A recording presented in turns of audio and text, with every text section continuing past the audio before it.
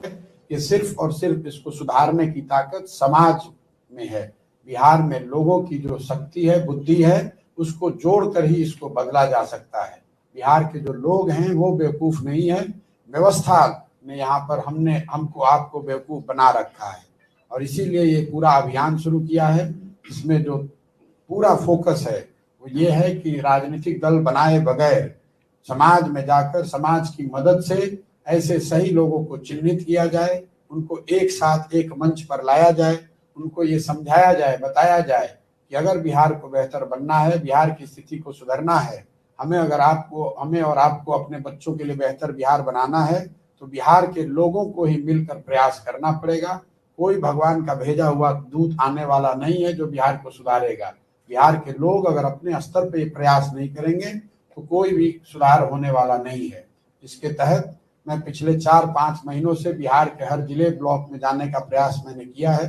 जैसा मैंने 5 मई को घोषणा करी थी कि पहले चरण में बिहार में जितने लोगों ने अपने यहाँ बुलाया है, जिन जिलों में या प्रखंडों में, वहां मैं जाऊंगा।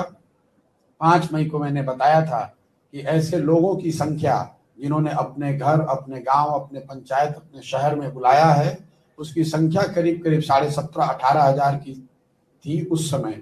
अब वो संख्या बढ़ के 75,000 हो गई है। स्वाभाविक है कि मैं सबके यहाँ पहुंच नहीं पाया हूँ, लेकिन उन लोगों तक पहुंचेंगे जरूर।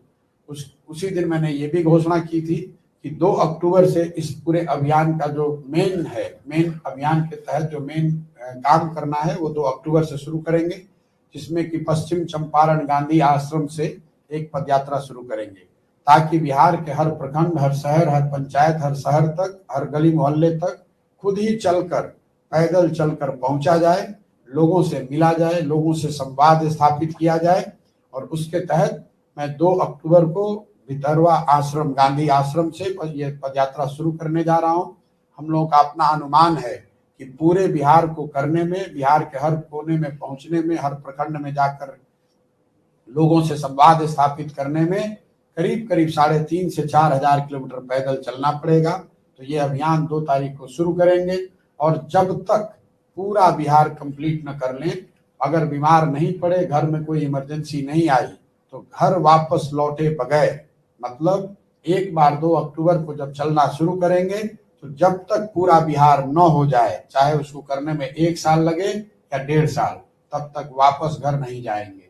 जहां पर शाम हुई उसी गांव, उसी पंचायत, उसी शहर में रुकेंगे और अगले दिन वहीं से चलना शुरू करेंगे। पदयात्रा इसलिए नहीं कर रहे हैं कि हमको बिहार का रोड नापना है या ये दिखाना है कि मैं कितना किलोमीटर पैदल चल सकता हूँ। पदयात्रा करने के पीछे 3 स्पष्ट उद्देश्य हैं।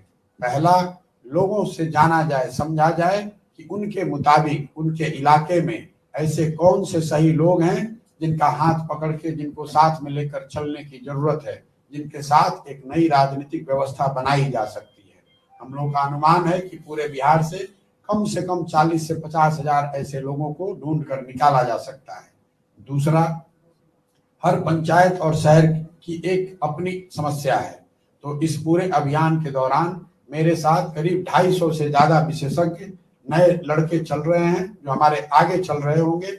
उनकी मदद से और मैं स्वयं से मिलके जब ये पदयात्रा खत्म होगी तो हर पंचायत और हर नगर के लिए एक मैनिफेस्टो बनाया जाना चाहिए, ताकि ये पता हो कि कल अगर आपको मौका मिले तो हर पंचायत की प्राथमिकता के आधार पर पहली 5 या 7 विशेष समस्या ऐसी कौन सी है जिसको सरकार को सुधारना है।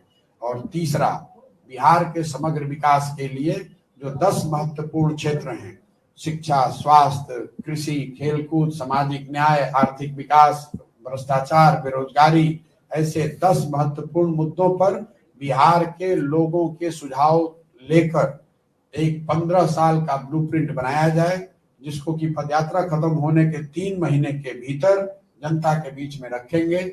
आपको ये बताएंगे कि हम इन 10 क्षेत्रों में क्या काम हम लोग करने वाले हैं और कैसे करने वाले हैं, ताकि जनता उसको देख सके, समझ सके, उसमें सुझाव दे सके या उसका मूल्यांकन कर सके।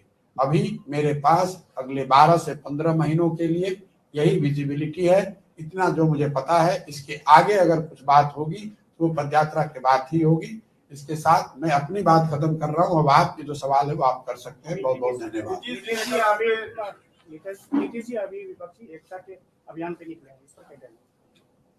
भाई जो आदमी भी राजनीति करता है वो विपक्षी एकता के अभियान में निकले। अभी 1 महीना पहले तक तो पक्ष में थे और अभी विपक्ष में हैं, तो जो अभियान चला रहे हैं उस पर जनता का, पार्टियों का, नेताओं का कितना भरोसा है वो तो वही बता सकते हैं। हमें आपको इसका इंतजार करना चाहिए। जितनी राजनीतिक थोड़ी बहुत समझ मेरी है, ये कहना बहुत आसान है लेकिन करना बहुत मुश्किल है, और अगर आप इसको कर भी लेते हैं तो उससे बहुत बड़ी कोई सफलता राजनीति के तौर पे, राजनीतिक नजरिए से कोई बहुत बड़ी बात होने वाली है ऐसा मुझे लगता नहीं है। मैंने इस विषय पर पहले भी टिप्पणी की है। बिहार में राजनीतिक घटनाक्रम जो हुआ है वो स्टेट स्पेसिफिक उसका इफेक्ट हो सकता है, राष्ट्र के स्तर पे उसका इफेक्ट मैं नहीं देखता हूं। मैं ऐसा नहीं समझता हूं कि राष्ट्रीय स्तर पर दलों ने मिलकर कोई नई रणनीति बनाई है, कोई नया प्रयास, नया नैरेटिव बनाया गया है और उसके बाद बिहार में यह घटना हुई है। अगर ये ऐसा होता तो शायद इसका राष्ट्रीय कुछ इम्प्लीकेशन हो सकता है, लेकिन ये तो बिहार में घटना हुई है। इससे पहले महाराष्ट्र में घटना हुई है, उससे पहले मध्य प्रदेश में घटना हुई है। राज्यों में इस तरह के परिवर्तन होते रहते हैं। वो सही है गलत है वो जनता का आकलन है। जिस राज्य में यह परिवर्तन होता है उस राज्य के लोग, उस राज्य के पत्रकार, उनको ऐसा लगता है कि अब धुरी आप ही के यहाँ है और आप ही पूरे इंडिया की पॉलिटिक्स चला रहे हैं। ऐसा रियलिटी में होता नहीं है। नीतीश जी अभी 1 महीना पहले तक तो बीजेपी के साथ थे, तो उनकी बात पर दूसरे लोग कितना भरोसा करेंगे, जनता कितना भरोसा करेगी? नया क्या ऐसा बताया जा रहा है? कम से कम मेरी जानकारी में नहीं आया है। जो हम लोगों ने देखा सुना है आपके माध्यम से कि कुछ नेताओं से दिल्ली में मिले हैं। जो आदमी जीत के जाता है या जो आदमी सो कॉल्ड विपक्ष की भूमिका में है वो लोगों से मिलता है। ममता बनर्जी बंगाल जीत के गई तो वो भी सारे लोगों से मिल रही है। केसीआर तेलंगाना से आए तो वो भी सारे लोगों से मिल रहे हैं। उन मिलने मिलाने से राजनीतिक स्तर पे, ग्रासरूट के स्तर पे कोई बहुत फर्क नहीं पड़ने वाला है। जिन्होंने कहा है कल कि बीजेपी के साथ आप जाके मिल गए, बीजेपी के बी टीम के रूप में आप काम कर रहे हैं, कल उन्होंने। अब देखिए नीतीश जी के कहने का कितना लोगों को भरोसा है वो तो आप पर छोड़ते हैं। अभी 1 महीना पहले तक मोदी जी के सामने 90 डिग्री पर झुक के प्रणाम करने वाला आदमी दूसरे को बीजेपी का बी टीम बता रहा है, तो उस पर मुझे ये नहीं समझ में आ रहा है कि हम हंसे कि रोए। अरे भाई, अभी आप तो पूरे देश में, पूरे बिहार में घूम घूम कर ये कह रहे थे कि मोदी जी ही वो महामानव हैं, इनको कोई नहीं हरा सकता है, उनको झुक कर प्रणाम कर रहे थे। अब 1 महीना में आप कह रहे हैं कि दूसरे लोग, अब नीतीश जी सर्टिफिकेट बांटेंगे कि कौन बीजेपी के साथ है कौन नहीं है। दूसरी बात तो कुछ कह भी सकते हैं, बीजेपी के साथ होने और नहीं होने में नीतीश जी के सर्टिफिकेट का कोई वैल्यू नहीं है। उस सर्टिफिकेट का वैल्यू है 0। मैं किसी दल में नहीं हूं, मैंने कोई दल बनाया नहीं है ना, और मैंने ये भी कहा है कि पदयात्रा तो कभी हम कुछ करने वाले भी नहीं है। एक गैर राजनीतिक प्रयास में कर रहा हूं। संभव है कि इस प्रयास से कुछ राजनीतिक असर इसका हो, लेकिन मैं स्वतंत्र हूं, जो करना चाह रहा हूं वो कर रहा हूं। आपके सामने रखा है और आपके जिले में आए हैं, जो कर रहे हैं आप भी देख रहे हैं, किसके बी टीम है किसके ए टीम है। आप उनके साथ थे और आप दूसरे को बता रहे हैं कौन बी टीम है। प्रशांत किशोर से अनभिज्ञ है, उनके बीच प्रशांत किशोर का परिचय क्या होगा? प्रशांत किशोर का परिचय ये है कि बिहार के मिट्टी से निकले हुए साधारण परिवार से आने वाले एक व्यक्ति हैं, जिनको भगवान की कृपा या कुछ अवसर मिले और भगवान की कृपा से उन अवसरों को का कुछ लाभ भी मिला। एक जगह अपनी एक पहचान छोटी मोटी बन गई है। मुझे ऐसा लगता है कि मुझे वापस आकर उस मिट्टी का कर्ज अदा करना चाहिए, अपने राज्य के लिए कुछ करना चाहिए। जिस मिट्टी से उठे, जिस मिट्टी से पले बढ़े, अगर उस राज्य की जो दशा है इसको देखकर जितना दर्द आपको होता है उससे उतना हमें भी होता है। और मुझे ऐसा लगता है कि अगर मेरे जैसे व्यक्ति की हिम्मत नहीं होगी कुछ करने की, तो बिहार में किसकी हिम्मत पड़ेगी? बिहार को सुधारने का जो जिम्मा है वो बिहार के लोगों का है। और अगर हमारे जैसे आदमी की हिम्मत नहीं पड़ेगी, मैं भी अब कहीं घर बनाकर दिल्ली में, अमेरिका में रहूंगा, तो फिर बिहार में इसको सुधारने का प्रयास कौन कर पाएगा? इसलिए यही मेरा परिचय है। इस मिट्टी से उठे हुए लड़के हैं जो वापस आकर यहाँ कुछ करना चाहते हैं। पॉलिटिकल क्या है? पॉलिटिकल लाइटनर है, अभी ये काम करते हैं। भाई देखिए, सुधार कैसे लाएंगे? नहीं, सुधार देखिए, सुधार का तो क्या है, 10 साल जो काम करते थे वो कोई पर्दे के पीछे छुप के करते नहीं थे। अपनी शक्ति, अपनी बुद्धि, अपने पराक्रम, अपने परिश्रम से अपने लिए एक जगह बनाई है। उस काम को किया है, ईमानदारी से किया है, और उस विधा में जहां तक लोग बताते हैं उस विधा में सबसे बेहतर करके दिखाया है। कोई छुपने की बात नहीं है। 2 मई 2021 को बंगाल और तमिलनाडु के रिजल्ट आए। उस दिन मीडिया के सामने, देश भर के सामने मैंने ये कहा कि अब ये काम जीवन में नहीं करेंगे।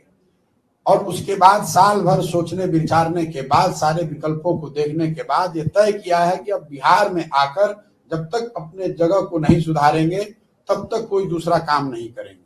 कई लोगों ने इस दौरान ये बताया कि भाई ये क्यों छोड़ेंगे, इतना पैसा मिलता है, इतना नाम है, इसी से सब कुछ करते हैं, क्यों छोड़ेंगे। लेकिन आप देख रहे हैं, मैं पूर्णिया में बैठा हुआ हूँ, इससे पहले कटिहार में था। आप मुझे बताइए, मई से जब मैंने ये घोषणा की है उसके बाद से सबसे ज्यादा बिहार में गांव गांव कौन घूम रहा है? ना नीतीश जी घूम रहे हैं, ना विपक्ष वाले लोग घूम रहे हैं, मैं घूम रहा हूं। तो आपने कहा वो आप अपनी इमेज कैसे सुधारिएगा?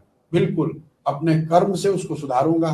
लोगों को ये जब लोगों को दिखेगा कि ये आदमी यहीं रहता है, एक दिन नहीं मानेगा, एक महीना नहीं मानेगा, एक साल नहीं मानेगा, जब मैं यहाँ रहूंगा, लोगों के बीच में रहूंगा, उनकी बात करूंगा, उनके घर जाऊंगा, उनके गाँव जाऊंगा। अब साल भर पद यात्रा बिहार में करेंगे तो उससे इमेज सुधरेगी।